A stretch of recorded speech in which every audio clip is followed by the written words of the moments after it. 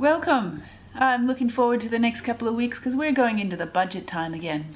And my first budget last year when that came out, one of the things we did at first was look at climate change. And I did a little search for it, and I think it was mentioned about 4 times in the whole budget. It was real lacking there. So I'm hoping to see that this government is taking that into account and will be actually seeing how climate change is going to affect the coming years in Western Australia. But specifically in this budget, if I could come up with my own little wish list, one of the things would be funding to replace the cuts that were made to the community resource centres. It's only $6 million. It's out of a big budget, but that $6 million will go a long way to helping the community centres. The other thing that I want to see is how Labor is looking at the regions. They've come into this government, they've got quite a few seats in the regional areas, they've made a few mistakes like trying to cut the CRC funding, the Community Resource Centre, and making all the education cuts. People are not happy about that.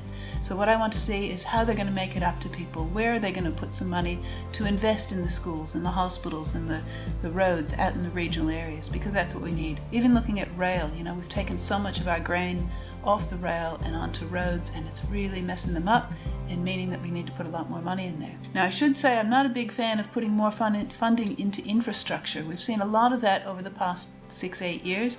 And yeah, we've got a lot of pretty places. Some of them are used a lot, some may not be used so much.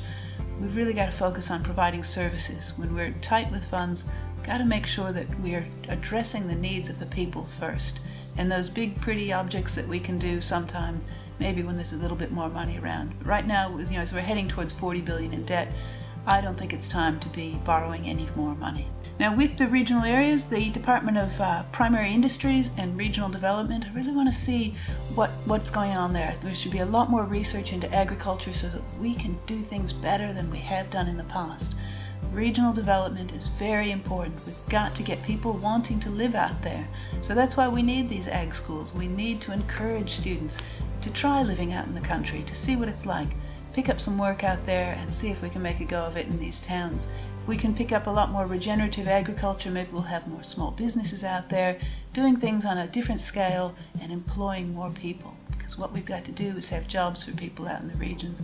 That's what's going to keep them there, and that's what's going to get more people in. One of my other portfolios is tourism. Auditor General did a report on tourism, and it seems like we're going along. We're a few years lagging behind where we wanted to be.